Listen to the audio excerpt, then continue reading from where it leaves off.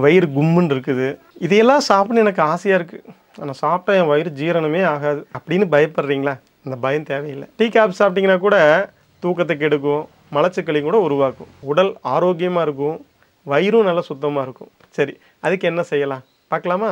அனைவருக்கும் வணக்கம். இன்றைக்கி நம்ம என்ன பார்க்க போகிறோன்னா, எதை சாப்பிட்டாலும் சரி ஜீரணமாக மாட்டேங்குது, வயிறு கும்முன்னு இருக்குது, எதுக்களிக்குது, ஏப்பமாக வருது, இந்த மாதிரி வயிறு சார்ந்த பல்வேறு பிரச்சனைகளை எளிமையாக தீர்க்கக்கூடிய ஒரு சிறந்த ஒரு வழிமுறையை தான் தெரிஞ்சுக்க போகிறோம். இப்போ சாப்பிட்ட சாப்பாடு ஜீரணமே ஆகலையா? கவலையே வேண்டாம். இதையெல்லாம் சாப்பிடணும்னு எனக்கு ஆசையாக இருக்குது, ஆனால் சாப்பிட்டா என் வயிறு ஜீரணமே ஆகாது அப்படின்னு பயப்படுறீங்களா?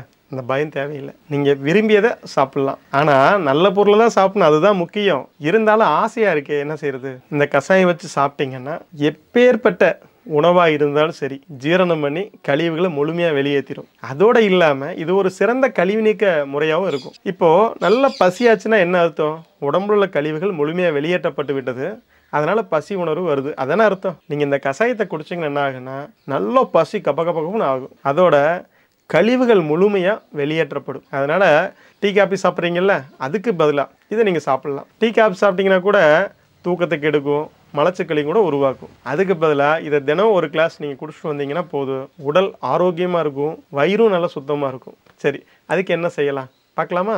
முதல்ல சுக்கு, மிளகு, திப்பிலி, வால்மிளகு, வாய்வலிங்கம், சித்திரத்தை, அதிமதுரம், சீரகம், சோம்பு, ஓமம், இதோட பார்த்தீங்கன்னா கருப்பட்டி, பனங்கருப்பட்டியாக இருக்கலாம் அல்லது தென்னங்கருப்பட்டியாக இருக்கலாம். தென்னங்கருப்பட்டி கூடுதல் சிறப்பு. ஒருவேளை அது கிடைக்கல, பனங்கருப்பட்டி இருந்தாலும் ஓகே. சரி, இந்த ரெண்டுமே கிடைக்கல பரவாயில்ல, கரும் சர்க்கரை சேர்த்திக்கிங்க. இந்த மூலிகைகள் பார்த்தீங்கன்னா நாட்டு மருந்து கடைகளில் கிடைக்கும். அதில் சித்திரத்தை, அதிமதுரம், இந்த ரெண்டும் ரொம்ப கடுமையாக இருக்கும். அது நம்ம வீட்டில் தட்டுறது ரொம்ப கஷ்டமாக இருக்கும். அதனால் இந்த ரெண்டையும் மட்டும் நீங்கள் பொடியாக வாங்கிக்கிங்க. பாக்கி எல்லாம் உங்களுக்கு எந்த அளவுக்கு தேவையோ அந்த அளவுக்கு வாங்கிட்டு வந்துடுங்க.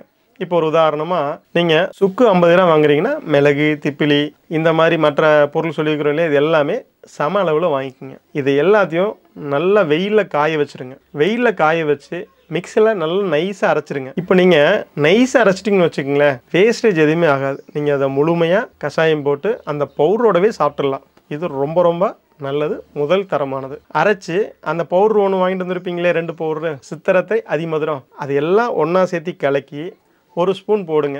இப்போ ஒரு டம்ளருக்கு 1 ஸ்பூன் போடுங்க. நல்லா கொதிக்க வைங்க.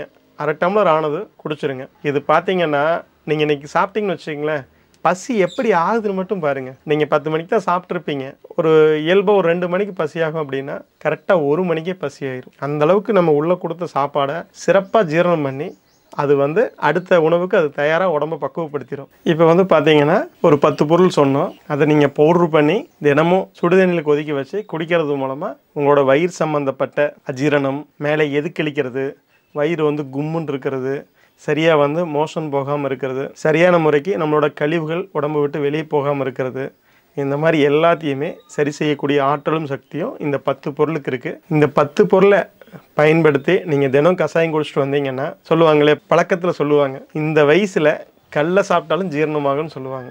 கடலை சாப்பிட்டா ஜீரணமாகாது, ஆனால் அந்தளவுக்கு கடுமையான ஒரு உணவை கூட இந்த உடம்பு ஜீரணம் செய்யும்னு சொல்லுவாங்க இல்லையா. அந்த மாதிரி நீங்கள் இந்த 10 பொருளை பயன்படுத்தி கஷாயம் வச்சு குடிக்கும்போது கடினமான உணவே சாப்பிட்டாலும் சரி உடம்பு ஜீரணம் பண்ணும். அதே நேரத்தில் நீங்கள் மென்மையாக சாப்பிட்றீங்க அப்படின்னா உங்களோட அனைத்து உறுப்புகளும் சிறப்பாக செயல்பட இந்த 10 பொருளும் உங்களுக்கு பயன்படும்.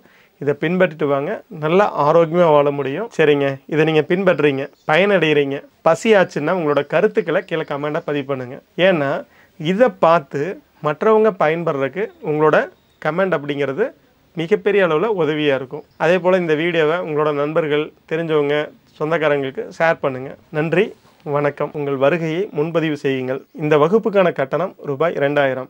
நன்றி, வணக்கம்.